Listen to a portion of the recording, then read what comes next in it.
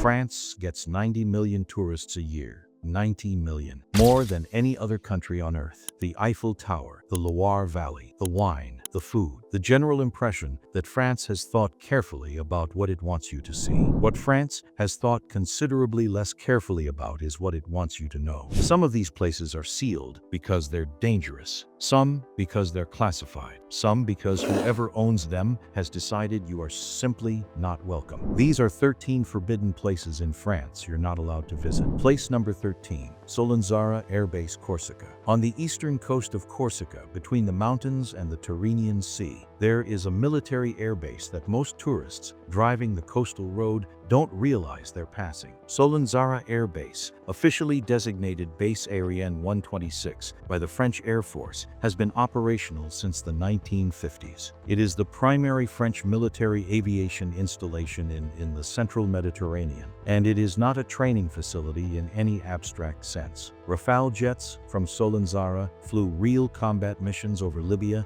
during the NATO intervention in 2011. The runway has handled aircraft that the French Air Force does not always publicly confirm are operating from Corsican soil. The airspace restrictions over and around the base extend well beyond the physical perimeter. The base sits inside a stretch of Corsican coastline that draws roughly 3 million tourists annually for beaches, mountains, and a combination of French and Genoese culture that exists nowhere else. The coastal road passes close enough to the perimeter that the aircraft shelters are partially visible through the fencing. That is as close as you are getting. The Gendarmerie Nationale maintains a permanent presence at the access points, and the conversation you would have if you attempted to approach without authorization would be brief and would not end with a tour. Place number 12. The sealed wings of the Palace of Versailles. The Palace of Versailles contains 720 rooms. The standard visitor ticket gets you into a carefully selected portion of them. The Hall of Mirrors, the King's and Queen's grand apartments, the chapel. These are genuinely extraordinary. They also represent roughly 20% of the palace's interior. The remaining 80% is behind locked doors. The north and south wings contain apartments that house generations of French royalty, ministers, courtiers, and servants in a social hierarchy so precisely calibrated that the distance of your apartment from the king's bedchamber was itself a measure of political power. These apartments have been in varying states of inaccessibility for decades. Some are used for administrative purposes. Some are in the middle of restoration work with no projected completion date. Some have simply been closed since 1789 when the royal family left and never came back. The funding required to bring all 720 rooms to a standard suitable for public access does not exist and is not expected to exist. The most recent significant reopening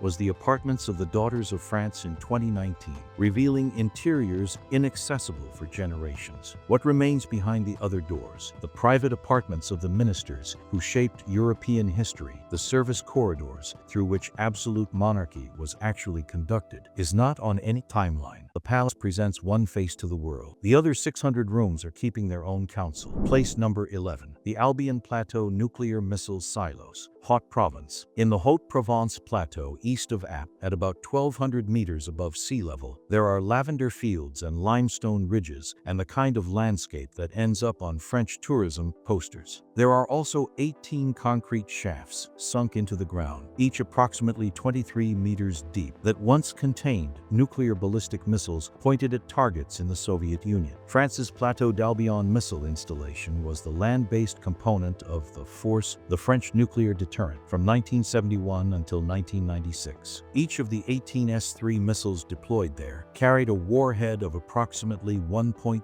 megatons. For context, that is roughly 80 times the yield of the bomb dropped on Hiroshima. The installation was maintained in a constant state of operational readiness by approximately 1,500 military personnel housed in barracks and underground command facilities across the plateau. France dismantled the land-based component of its deterrent in 1996, following a strategic review that concluded the submarine fleet was sufficient. The silos were emptied and sealed with reinforced concrete. The military zone that surrounds them on the plateau has remained restricted ever since. Walkers, hikers, and the tourists who otherwise traverse the surrounding Luberon region in considerable numbers members each summer do not have access to the specific areas where the silos are located. The French Defense Infrastructure Service manages the zone. What monitoring or residual infrastructure exists within it is not publicly documented. The lavender grows directly above the sealed shafts. The view is beautiful. The ground beneath it had a different purpose for 25 years. Place number 10. Ile Longue Nuclear Submarine Base, Brittany. On the Crozon Peninsula in Finistère, at the southwestern tip of Brittany, there is a narrow promontory almost entirely surrounded by the waters of the Rade de Brest. This is Ile Longue. It is the most important and most heavily secured military installation in France. It is the home port of the French nuclear ballistic missile submarine fleet, and it is the physical foundation of France's nuclear deterrent. The base was established in the 1960s as France developed its submarine-launched nuclear capability. Today, it maintains 4 Triomphant-class ballistic missile submarines. Each carries up to 16 M51 missiles. Each missile carries up to 10 independently targeted nuclear warheads with a range of more than 10,000 kilometers. At any given time, at least one of these submarines is on permanent deterrent patrol somewhere in the world's oceans. Location classified. Underweighting. Access to Ile Longue is controlled at multiple checkpoints on the access road. The waters surrounding it are subject to a permanent maritime exclusion zone enforced by French naval vessels. Aerial photography of the facility is prohibited under French defense law. The base has its own housing, maintenance facilities, and weapons storage areas. It is entirely self-contained. The Crozon Peninsula is one of the most beautiful stretches of coastline in Brittany and a popular destination for walkers on the coastal path. The path routes around the perimeter of the base. The Atlantic on the other side of the fence is the same ocean. Everything else is classified. Place number 9. The sealed catacombs of Paris. Paris has approximately 300 kilometers of tunnels beneath its streets. They were carved from the limestone beneath the city between the 13th and 19th centuries to supply the stone used in constructing virtually every significant building above ground. In 1786, following catastrophic building collapses and overflowing cemeteries contaminating the groundwater, city authorities began transferring the remains of the dead into the tunnels. The process took decades. The result was the bones of approximately 6 million people arranged in the ossuary sections of the network. The section, managed and open to the public, covers approximately 2 kilometers of the 300. That is the catacombs of Paris that tourists visit. The remaining 298 kilometers are sealed, officially off limits, and subject to active enforcement. The unauthorized explorers who have been entering the restricted network through maintenance hatches, drains, and forgotten access points for decades are known as cataphiles. They have mapped portions of the network that official surveys have not fully documented. They have found former quarry workers' rooms, Cold War civil defense installations, and sections of tunnel that intersect with the Paris metro infrastructure. The Paris police maintain a unit specifically tasked with monitoring and enforcing restrictions underground. The fine for illegal entry is 60 euros, which is widely considered insufficient given the activity it is meant to deter. The appeal of 300 kilometers of history beneath one of the most visited cities in the world is not difficult to understand. Enforcing the boundary between the 2 kilometers you are allowed in and the 298 you are not is a full-time job. Place number 8. Mont Valérien, Suresnes. 8 kilometers west of central Paris, there is a hill called Mont Valérien. It has a clearing within a fortification at its summit. In that clearing, between October 1941 and August 1944, German occupation forces executed 1,060 prisoners. They were shot in groups against the stone wall at the edge of the clearing. The victims included members of the French resistance, communists, Jews, hostages taken in reprisal for attacks on German personnel, and foreign nationals who found themselves on the wrong side of occupation law. The site is today a national memorial administered by the French government, and it requires advance booking and managed visits to enter. It is not freely accessible because the French state treats unmanaged public access as incompatible with the respect the site demands. The execution wall with the bullet marks still visible in the stone and the memorial chapel dedicated to the victims are part of the managed circuit. They are not a casual stop. What the managed circuit does not include are the sections of the military fortification surrounding the clearing that remained closed. Mont Valérien was a fortified military position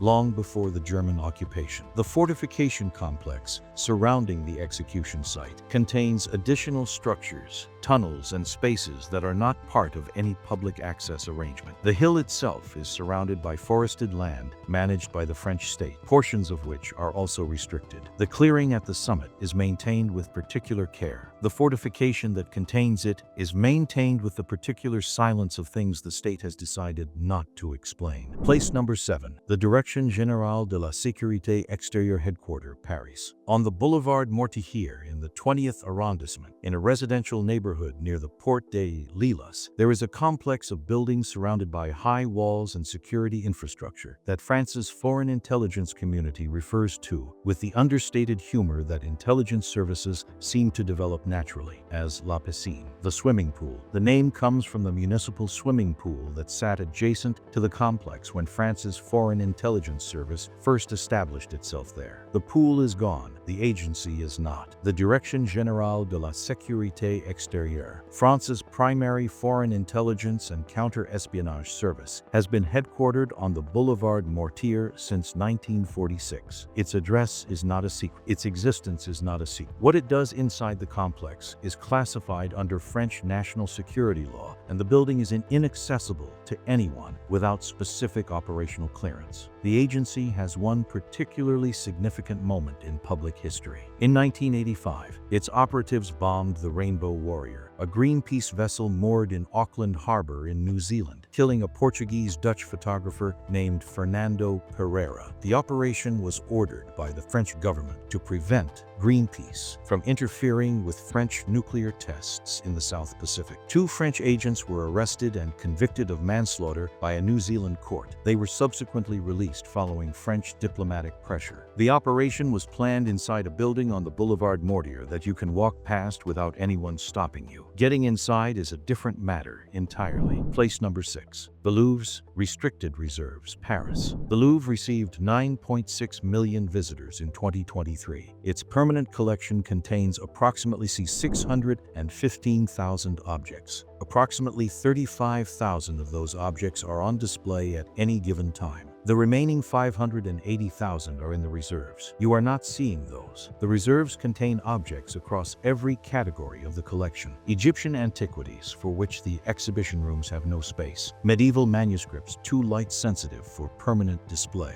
Paintings awaiting conservation work. Objects under legal dispute with the countries of their origin. Items donated by collectors whose terms specified inclusion in the collection, but not permanent exhibition. The accounting of what is in the reserves and what condition it is in is itself an ongoing project that the museum staff has not completed. The Louvre has opened a logistics and conservation facility in Lens in northern France that provides some transparency about how major museums manage collections at scale. It has not made the Paris reserves accessible. The conservation laboratories within the Louvre complex, where approximately 150 conservators work on objects from the collection, are similarly off-limits. 615,000 objects, 35,000 visible. The rest are in the dark somewhere beneath or adjacent to the most visited building in the world, and the museum has no plans to change that. Place number 5. The private quarters of the Élysée Palace. The Élysée Palace at number 55 Rue du Faubourg Saint-Honoré has been the official residence of the President of the French Republic since 1848. It is closed to the public for 363 days of the year. On 2 days annually, during the Heritage Days in September, portions of the ground floor reception rooms are open to visitors who queue for several hours to walk through them. The private apartments, the underground crisis management facilities, the secure communications infrastructure, and the presidential living quarters are not part of this arrangement at any point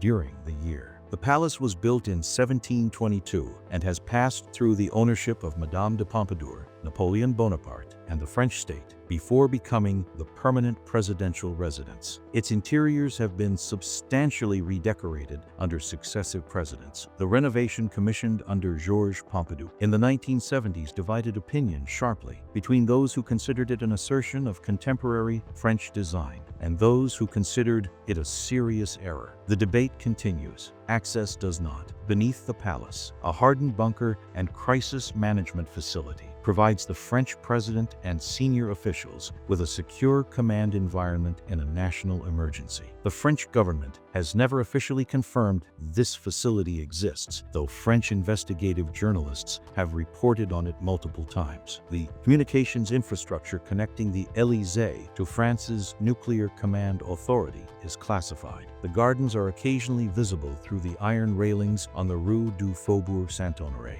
The building behind them is the most restricted address in France. Place number 4. The sealed ghost stations of the Paris Metro. The Paris Metro opened in 1900 and has been expanded, rerouted, and partially closed in the century and a quarter since. The result is a network that includes, alongside its 16 operational lines, approximately 17 stations that were closed, sealed, and left in the dark beneath the city. They range from spaces briefly visible as trains pass through without stopping to stations completely bricked over and forgotten. The most visually striking of the sealed stations is Croix Rouge on what was once Line 10, closed in 1939 when passenger numbers fell below the threshold for maintaining it. The station retains its original tilework and signage. It has been used for film productions requiring an authentic period underground setting. Saint Martin, closed in 1939, and briefly reopened as an exhibition space in the 1970s before being resealed, is another. Arsenal, Porte Molitor, and Champ de Mars are among the others in varying states of sealing and restricted access. The Régie Autonome des Transports Parisiens maintains the sealed stations as part of the infrastructure network, using them for ventilation, cable routing, and maintenance access. None are accessible to the public through any official program. The Transport Authority organizes occasional heritage tours for historians and transport specialists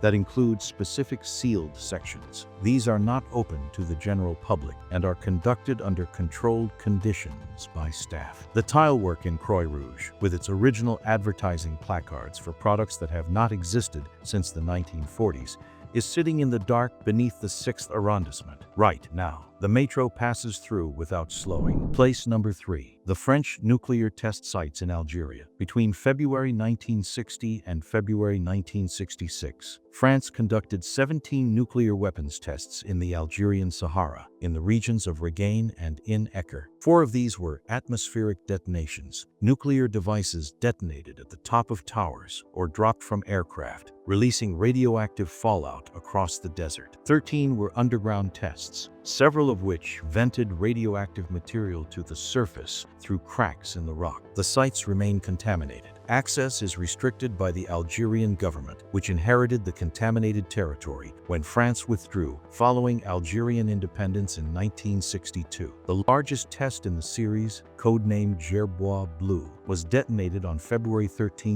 1960, with a yield of 70 kilotons, approximately 4 times the yield of the Hiroshima bomb. It was the first French nuclear test. President Charles de Gaulle received confirmation by telephone during a Council of Ministers meeting in Paris and reportedly said, "Où est la France?" The fallout traveled northwest across the Sahara into populated West African territories. French defense documents, declassified in 2013, revealed that the atmospheric tests had exposed Algerian civilians and French military personnel to significantly higher radiation levels than the military had officially acknowledged. The documents showed radioactive clouds had drifted across populated areas of southern Algeria, Mali, and Mauritania. Algeria has been demanding French assistance with decontamination since the 1980s. France officially acknowledged the contamination in 2010, when the Morin Law established a compensation fund for French nuclear test veterans. The decontamination of the Algerian test sites has not been carried out. The sand at Regain retains elevated radioactivity. The test zone markings put up by the French military in the 1960s are still visible on satellite imagery. Nobody has removed them because nobody has gone back to do it. Place number 2.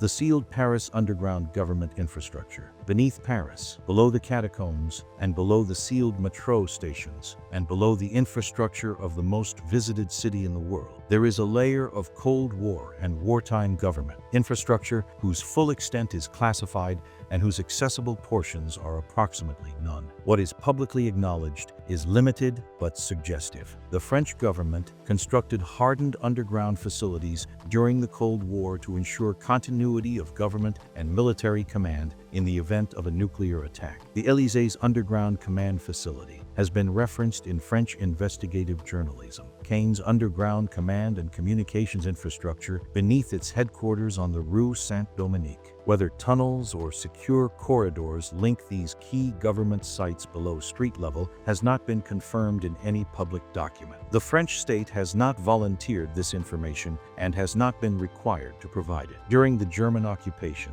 the Wehrmacht and the SS constructed or adapted underground infrastructure across Paris for command and logistics purposes. Some was destroyed after the liberation in 1944. Some was absorbed into French state infrastructure. Some was sealed with its wartime contents unmoved and has remained sealed since. The specific areas the French state has built and restricted under security law are in a different category from the catacombs or the ghost stations. Those can be discussed, these cannot. The surface of Paris is one of the most documented places on Earth. What sits directly beneath it, the parts the government built and sealed and did not mention, is among the least. Place number 1. Mururoa and Fangataufa atolls, French Polynesia. Approximately 1,200 kilometers southeast of Tahiti, in the southern Pacific Ocean, there are 2 coral atolls that are French territory and that France has made permanently inaccessible. Between 1966, France conducted 193 nuclear weapons tests at Mururoa and Fangataufa. 41 of those were atmospheric, detonated above the lagoons on barges, or dropped from aircraft. 152 were underground, conducted in shafts drilled into the coral and volcanic rock. Underground testing stopped only after French geologists advised that the coral structure of Mururoa had been so compromised by repeated detonations that further tests risked catastrophic fracturing of the atoll and release of radioactive material into the Pacific. The atolls are maintained by a skeleton French military presence and are subject to a permanent exclusion zone preventing unauthorized vessels from approaching within 12 nautical miles. The French military conducts periodic inspections and scientific monitoring equipment measures radioactivity levels in the lagoon and the surrounding ocean. The results of this monitoring are classified. France maintained for decades that its Pacific nuclear tests were clean and had no significant impact on the environment or the population of French Polynesia. Independent scientific research has systematically contradicted this. In 2021, the French investigative outlet Disclose published an analysis of declassified French military documents, concluding that the 1966 Aldebaran atmospheric test had exposed the entire population of French Polynesia, approximately 90,000 people at the time, to radioactive fallout. France's response contested the methodology while acknowledging the underlying documents were authentic. Mururoa's lagoon bottom contains plutonium-contaminated sediment. The coral has been structurally weakened by underground detonations. The exclusion zone continues. The classified monitoring continues. These atolls are French territory. France created them, through its own choices over 30 years, into a place its own citizens cannot legally visit, whose full contamination history France has not fully disclosed, and whose condition France monitors in classified reports that do not appear in public. They sit in the Pacific,